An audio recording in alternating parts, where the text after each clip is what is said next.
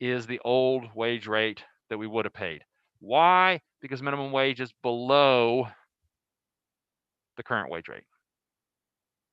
So is this minimum wage a price floor? All minimum wages are price floors. But this one just happens to be ineffective. It's not effective because they put the wage too low. Okay, yeah, good question. All minimum wages are floors because it's the minimum price you can pay. So you can't go below that. Okay, but what if they set the minimum wage above that the current wage rate? Okay, now it's effective. Now it's working. So what we do here is we slide. Okay, it's the MRC. So we slide out, and the first thing it hits is the MRC. Well, you don't hire where MRC equals MRC. You keep on going. Okay, you keep on going. The next one it hits is the supply curve. If they try to hire beyond that point at that wage rate, what's that next worker going to say? If they try to go beyond that, say again? Wouldn't they want more? Yeah, they're going to say, I want a higher wage rate because that's what the supply curve is. Now they've hit the supply curve. So to hire a next worker here, they'd have to raise the wage rate, right? Well, the problem is if they raise the wage rate on that next worker, what do they got to do? Raise it All for previous workers? Yeah, they got to raise it on all previous workers. So that MRC actually, whoa, rats. That MRC actually jumps up to this one. So that becomes the MRC. So look where it crosses the MRP. It crosses the MRP right there. So that's the quantity of workers they're going to hire. Just think of the minimum wage as the MRC, but as soon as it hits supply, it then you jump up to your original MRC.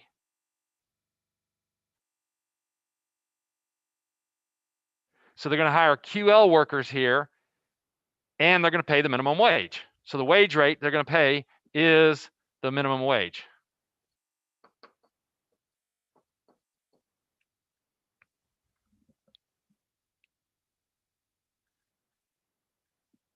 All right, so this is when the minimum wage is below the old wage rate and the intersection of supply and MRP. What if they go even, what if minimum, because we don't know where the government's going to set it, what if the government sets it even higher? If they set it even higher, now it's above this point, but still below the MRC, MRP range. Okay, now the minimum wage is the MRC. It's the new MRC. So we go across. First line it hits is the MRC. You ignore it because we don't hire where MRC equals MRC. Second line it hits is the MRP. Do we hire where MRC equals MRP? Yes, that's where we hire. That's our golden rule. You hire where MRC equals MRP. And I keep saying MRC again. It's MFC, MRC, same thing. Okay, and so they're going to hire that quantity right here, and the wage rate they're going to pay, of course, is the minimum wage. So you can see that this is good for the worker because the worker is now going to get higher wages, and they're actually going to hire more workers in this case. In the previous case, they also hired more workers.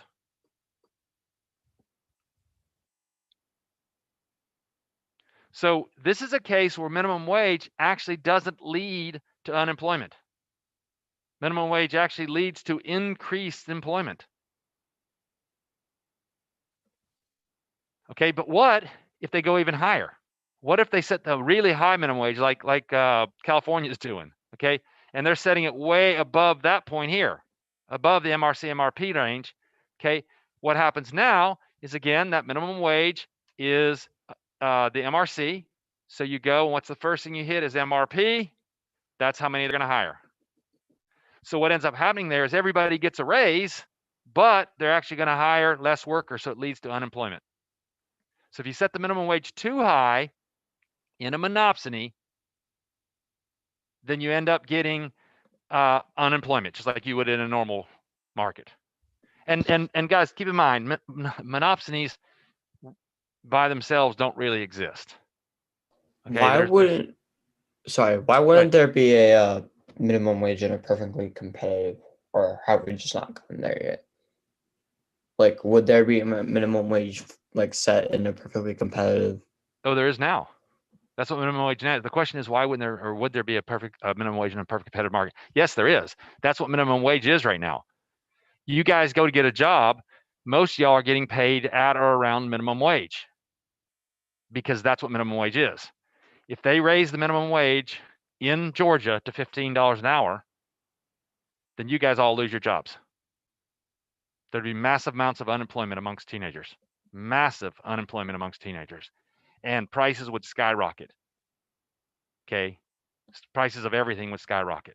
That's what California is finding out right now. They're finding out that they can't, no one can afford to live there. A minimum, they're actually causing all those people they're supposed to hurt. I mean, all those people they're supposed to help are getting hurt big time by the minimum wage in California. It's a great social experiment right now. I'm glad it's happening in California. And Arizona is about to discover something big too. Arizona voted to double the state taxes on the wealthy. They're about to discover that in the next 5 to 10 years, corporations are going to be leaving California. Because if you're a CEO of a corporation and you can put your headquarters anywhere you want, come to Georgia. Come to Georgia where the cost of living is lower. And Arizona is going to lose all that revenue. They're going to lose all those businesses. There's going to be massive amounts of unemployment starting to happen in Arizona. See, when politicians talk to you, they're lying to you guys. You got to understand that. They're saying what they think you want to hear. You need to understand economics. You need to understand that minimum wage set too high. Now, if you raise where we are now, it's not bad. But if they come in and say, we're going to raise minimum wage to $15 an hour, that person is lying to you as far as how it's going to help people. It's going to hurt people. Okay, so the net effect of this is it depends on where they set the minimum wage for a monopsony. If they set it obviously below the current wage rate, it's ineffective. As they set it, what's going to happen is it's going to follow, it really just follows the supply curve here. It follows the supply curve till it hits the MRP, and then it goes back this way. So depending on where they set the minimum wage, the quantity will just follow that right there. So again, a minimum wage set right here, that's going to be the quantity. Minimum wage set here, that's going to be the quantity. Minimum set here, let me do it in a different color. Shoot, I can do that. Okay, minimum wage set here, then the quantity is going to start going backwards. And if we set it high enough, the quantity will actually be less than what it was. So ideally, if you look at this, if this world was full of monopsonies, then what they would do is they would set the minimum wage right there. Because that's going to give us the most employment, right? What's significant about that point right there?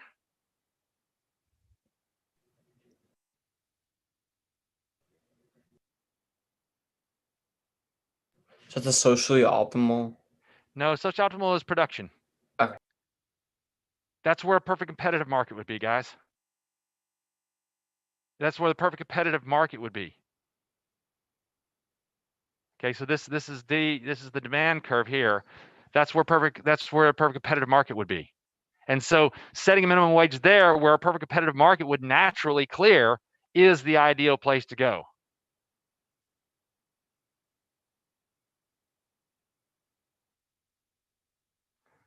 Questions on that?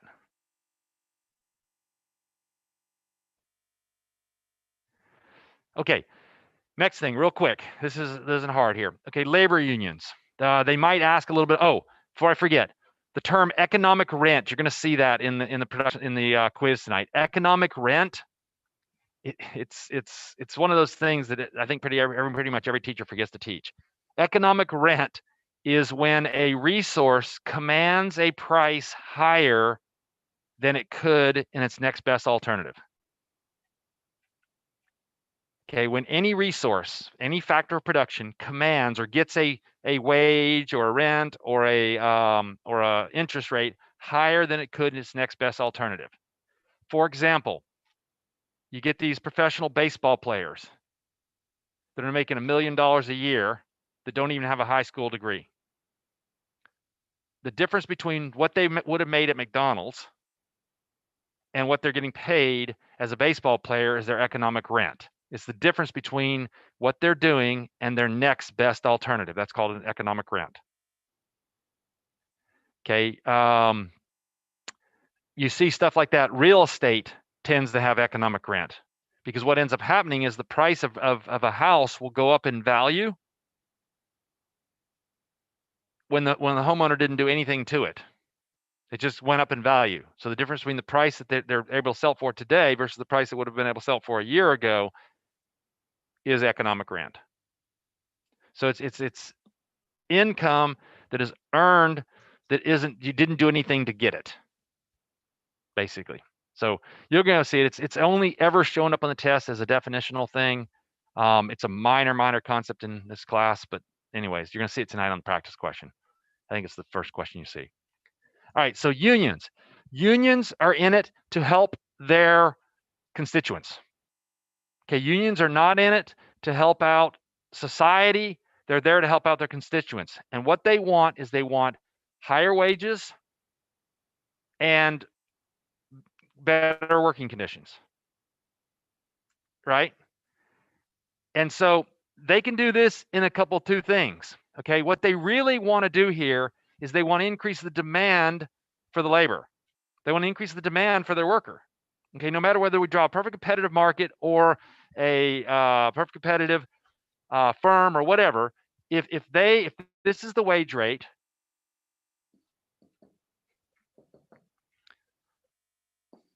and this is the demand curve, which is the MRP, what they want is they want to increase the demand for their worker.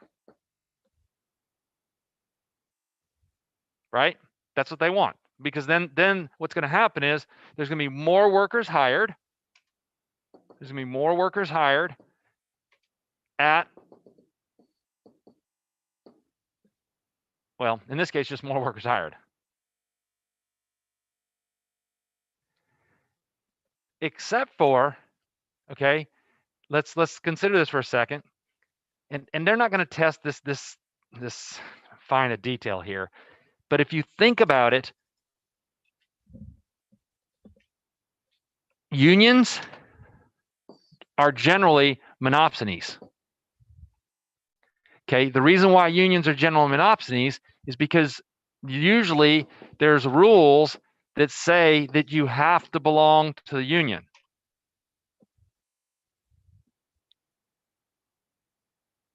Usually in states, particularly up north, when you have a lot of unions, you have to belong to the union. That's actually MRP, which is better. And so what ends up happening for a union is they're normally the market would hire here at this quantity of labor, and this would be the wage rate they pay, right?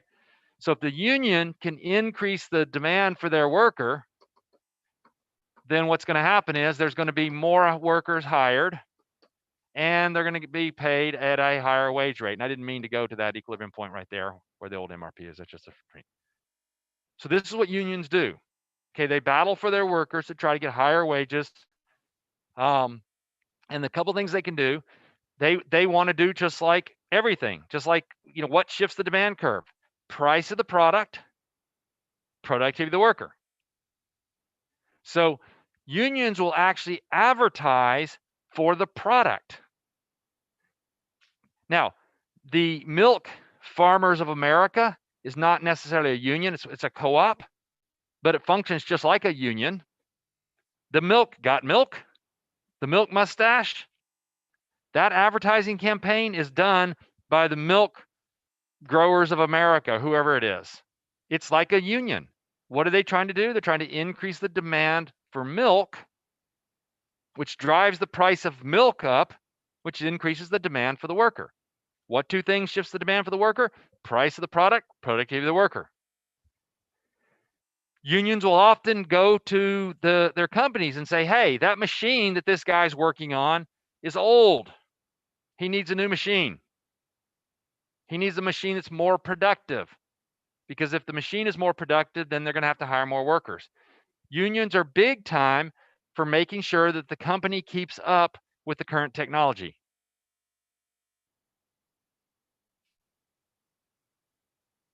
Okay. I already showed you that.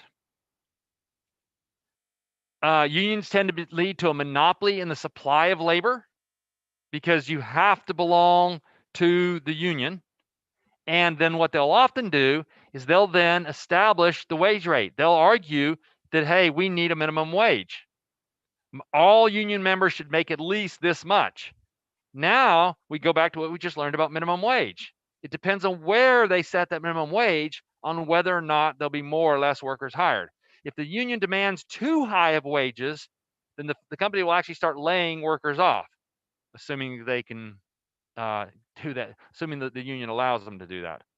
A lot of times unions have a lot of power against companies, which is another reason why companies are relocating to Georgia from the north, because we don't have unions. Unions have their place in some cases. In other cases, they're there because all those people that are running the union are making millions of dollars. They're getting paid very, very, very well to not have to do anything other than run their mouths. They're like politicians.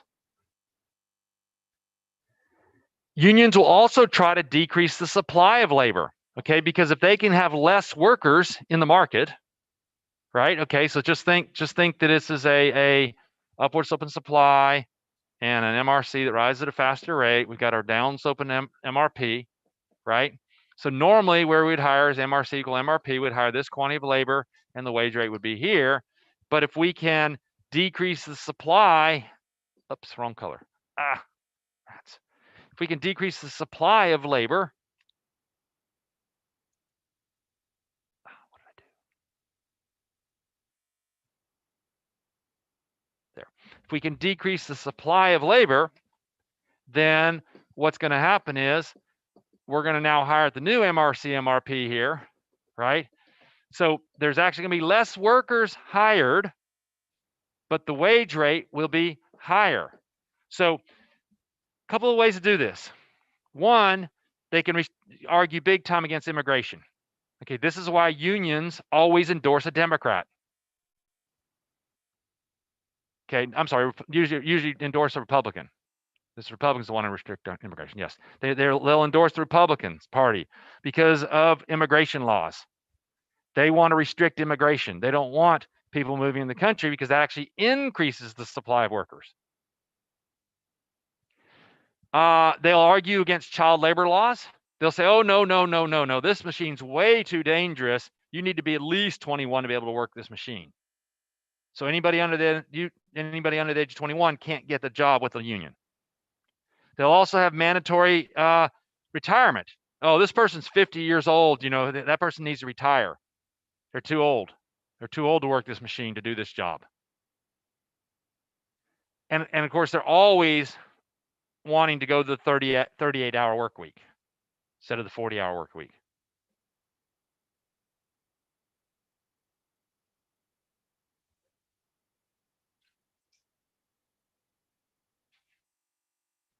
I'm not going to go through this again, okay? But they're just what we just did with minimum wage. Unions will step in and try to set a minimum wage. It's just what we did with the monopsony. Okay, instead of the government setting it, the union is saying, here's the wage that I want to do. All right, that's this unit. So today was a whirlwind day, but I did it on the assumption that you guys are very strong on these graphs. If you are like thinking, oh my gosh, I don't get anything he said today, that tells you you're not anywhere near ready for the test on Friday. You're not anywhere near ready for the test on Friday, because this should have been pretty okay. I can get this.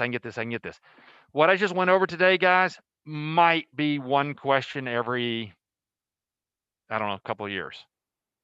Okay, it's definitely fair game on the test on Friday, but I'm not going to ask a bunch of questions on it. I might ask one, maybe two, if that.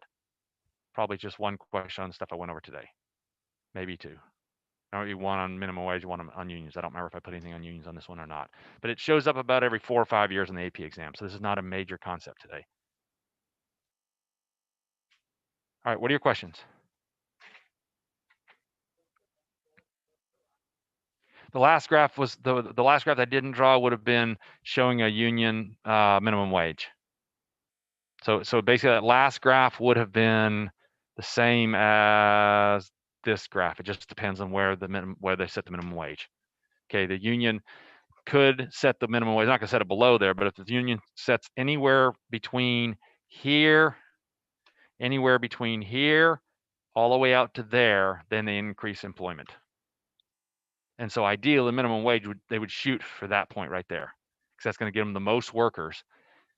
Or maybe they would shoot for this point here, which get them the same number of workers, but everybody gets a raise.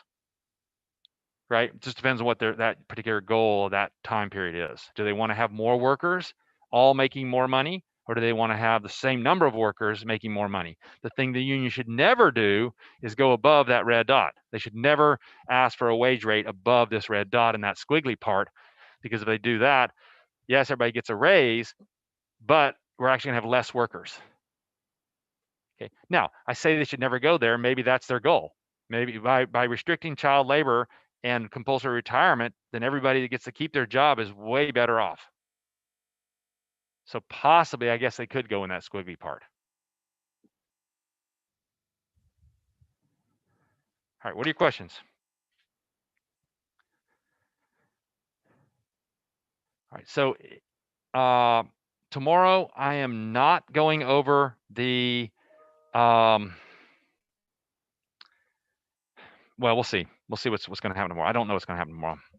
I'm a little bit flustered. I'm a little bit flustered based on how poorly, like out of 30 of you guys, only about 4 people got that graph right to start with at the beginning, and I thought that was like a slam dunk easy thing. So I don't know what we're going to do tomorrow. Okay, but definitely, you know, tomorrow and Thursday will be a time for you guys to ask questions. So if you know, as you're doing this stuff, if you have questions to me, we'll have time tomorrow to do that sort of stuff. Okay, I was going to go over the last unit test tomorrow, but I'm probably not going to. I may wait and do it on Thursday. We'll see. All right, that's all I got for today, guys. Unless you got questions. If you got questions, feel free to hang around.